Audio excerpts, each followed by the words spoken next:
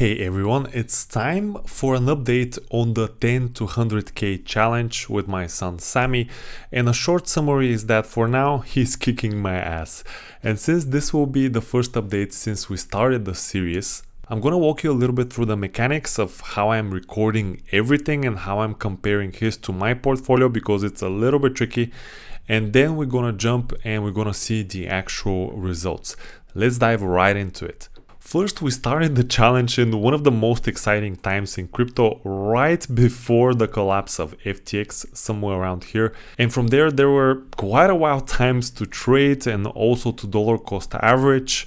But also there was quite a lot of FUD around different exchanges. That's why what I've done is pretty much used Coinbase for Sammy's account. And since my Coinbase is in euros, instead of using $10,000 for his account, I will be using 10,000 euros. So Sammy has the benefit of actually having a good exchange rate versus the US dollars, which will give him a little bit of a kick on the portfolio. But second and most important is that I have moved most of the cash that I've been holding in these accounts for these challenges away from the exchanges and into cold storage or into a bank account. So keep this in mind whenever we're looking into these numbers right here. And also something very important, in order to track all of the profit and losses of his and my account, I am using a Delta investment tracker. This is an app, you can also download it on your phone. I think it's a very good one, and I have some experience with such apps. I was using Blockfolio before this, but they were part of FTX and it collapsed, and you know how it goes. But Delta, I can definitely recommend it, and I think it's a very good app. So I will be showing screenshots of the total summary of the results from this Delta app, because in there I can pretty much track everything and I can log every trade, and it will be all in one place, because otherwise you'll see that we have here my Bitcoin and Ethereum purchases on Sammy on one account. I have some open orders also, and then I have a couple accounts on my own. One is on KuCoin and one is on Binance. So yeah, everything pretty much will be made a lot easier if we track it with the Delta app. And okay, let's get right into it and first show you what are the purchases that we both made and how it went overall. First, I've been very conservative with his buys. Actually, you can see here the full history. Let me just zoom in and also hide my face from this. And this actually is another obstacle that I'm coming into during this challenge. I'll share with you just in a little bit the other obstacles that we already had. But here it doesn't show me the full history of my orders on Coinbase. And in general, Coinbase is not the greatest platform for trading. They've been actually doing worse than before, which I cannot even believe this, since they are such a big company and they are publicly traded. So they need to be improving their services, but they actually are going backwards. And let me show you what I mean. Here I just have some limit orders that I got canceled and just a few of my recent purchases, but I don't have the full history of the assets that I bought. And if I go to the trade tab here on recent transactions on the site, let me just again move myself. Here you can see more transactions that I have executed.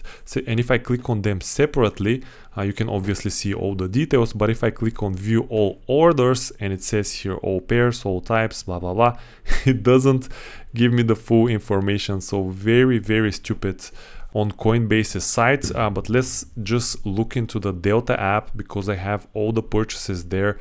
And I can also share the screenshots with you guys. So I've spent around 1,900 euro on Bitcoin, and I have purchased around 19k, around 17k, and again around 17.5k, and then another one at 16.2k. This was the last purchase. And when it comes to Ethereum, I've been even more conservative with Ethereum. I have just a couple of purchases, a total of 800 euros. One of them was around 1,500 and the other one was around 1,200. So I'm waiting for Ethereum to drop just a little bit more before I start buying. Sammy is still mostly in cash, and here by these orders you see that I'm aiming for 950 for Ethereum to buy some more, and also for Bitcoin to drop below 15,000, which I'm not sure it will happen, but I still have orders sitting, and that's why I still keep some money on this account, which is around 2,500 euros. And that is his strategy, and I will keep buying every month, even if it don't drop. And I'm not gonna be trying to time the market for Sami. As a smart and conservative DCA investor, he will be just buying from his salary every single month some portions. But if we see that price really drops hard, then I will be just increasing the amount of purchases that I will be doing.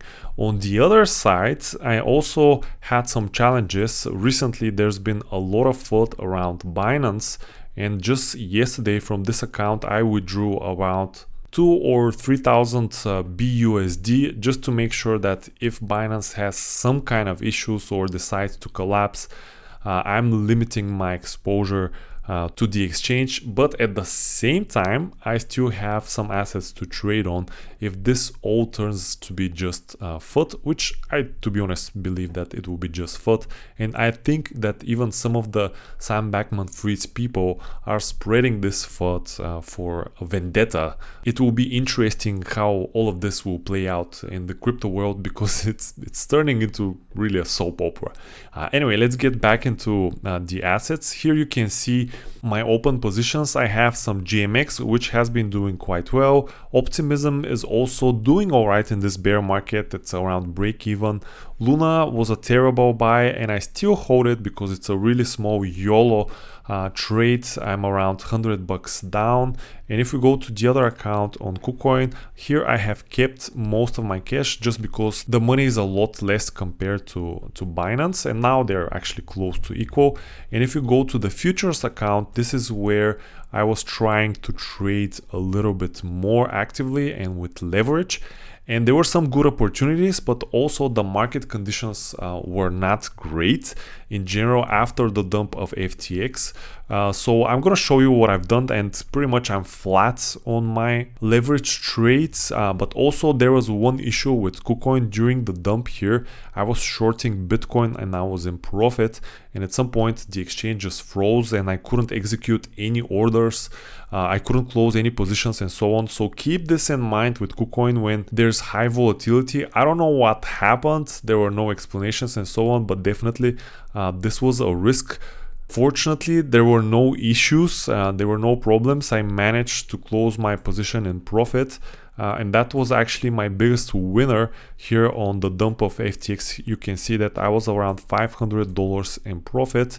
However, after that, I tried a long on DYDX, which didn't play out. I was looking for a bullish setup because of the GMX was performing very well, and because of the whole FUD around centralized exchanges.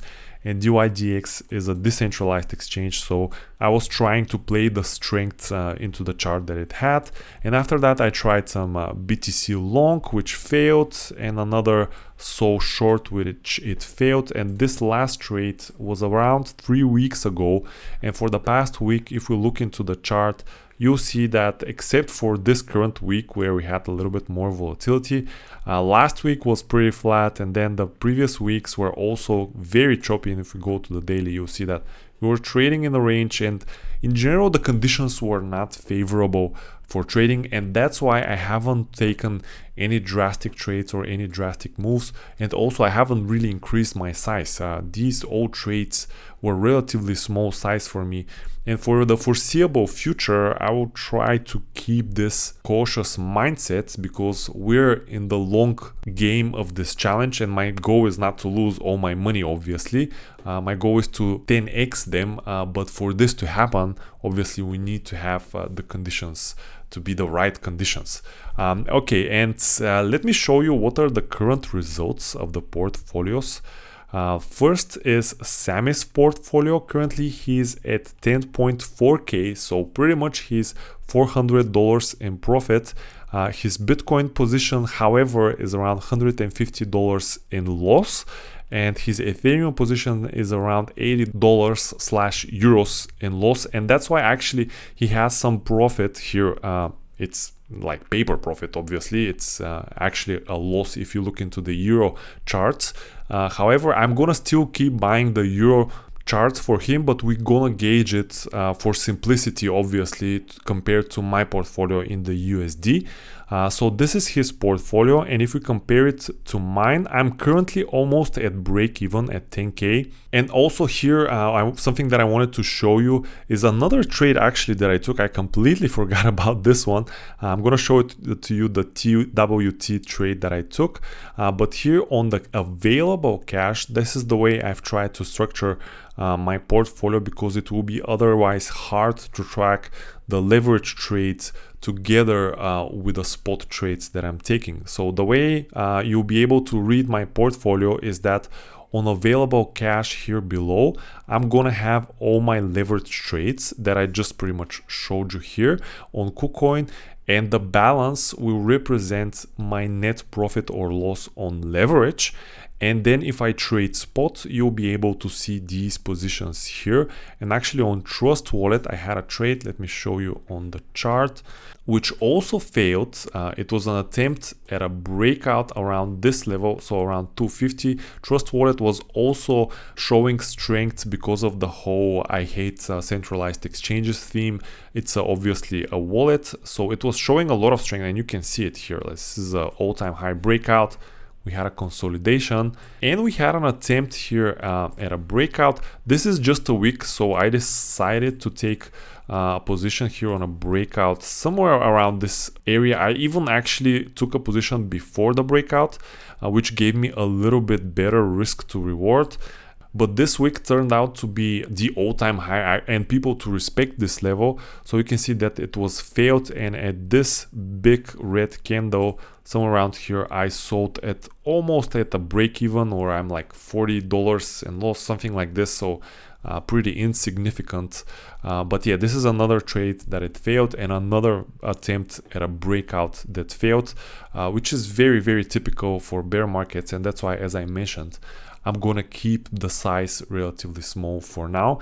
And that's pretty much for this update, guys. If you are interested in this challenge and how it's going, and if you want to see how a good DCA strategy will perform against an active trading also with leverage, feel free to subscribe. If you have any questions or anything that you want to know or you want to see on this channel, let me know. And as always, I'm gonna see you in the next one.